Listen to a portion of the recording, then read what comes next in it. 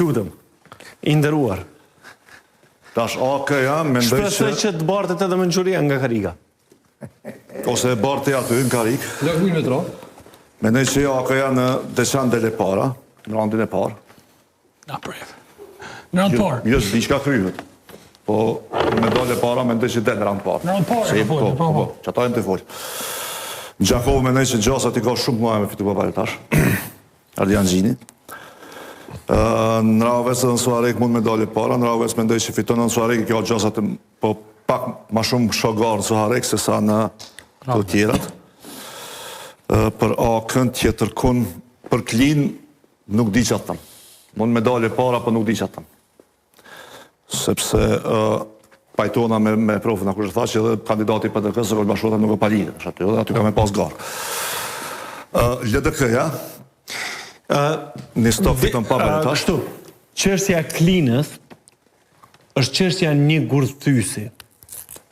Janë mbi 5.000 banorë që preken me të drejtë vote pikërisht nga ai gurthys. Për çka do të shndrohet në qimentore e për çka ka lëshu leje kandidati i Aleancës për ardhmërinë e Kosovës. Aty mund të jetë çështja jetike mbi të cilën do të mund të ndryshojë rezultati. Po. Kështu që s'dele para, po është çështje jote. Jo. Nuk t'japa informacion për me ndryshu. Jo, s'pe ndryshu, po vetëm thash që dele para, po nuk e di a fiton. Nuk e di a fiton edhe e di që ka garë, pa e di të heqe, kom di që ka garë atë. Mendoj që një stok fiton pa baletash LDK-ja, mendoj që Mpej fiton, e nuk e di a është pa baletash të rallë, në më thonë këtu është çështje pikpyetje, po me fiton Gazi. Në Prishtinë dele para edhe fiton, ama nuk mendoj që Prishtina kryet pa baletash. Ku është tjetër LDK-ja? Mendoj që në Fushë Kosovë edhe në Bilis, në të dyjat e pres me fitu. Në Podujev? Qëtash po flasë për Podujev, veç po du për Bilisin dhe për Fushë Kosovë. Për shembull, unë mendoj që këtu, mendoj që ky kandidati i VV-s, Halili, në Bilis, është maj fort se ky tjetëri që u konë debatu, si kandidat. Prebreza. Po, që shbat jamin, se në dyjat është gara me VV-n, mirë po edhe kandidati i kryetari aktual është shumë maj fort në Bilis se sa që është Besniku. Prandaj unë e shoh që kam pas garë në dyjat, unë pres që në dyjat kam fitu LDK-ja, po mendoj që gara më interesante kam qenë te Obiliqi. Për shkak se dy kandidatët janë të fortë. Jo në kuptimin e cilësive, mos më keq kuptoni, po ky Halili kish pas punu shumë atje me ratu njerëz. Edhe mundet që jam ju përkthy në votë. Mendoj që Lipjan fiton LDK-ja, çau buresh. Kush? Mirë. Lipjan fiton LDK-ja.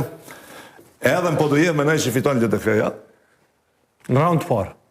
Po raund parë nuk e di, veç raundi parë, letëzoje raundin. Se po ma kufizon, që a ke punë. Pra që të mendoj që fiton edhe këtu Podujeva, duke pas parasysh ata që e thanë gjithë, Podujeva është një varë komune ku mundet me shkullë pa baletash. Me forca tjera politike gati se janë të papërfillshme. Dhe më thonë është një njëjti rast si me Mitrovicën.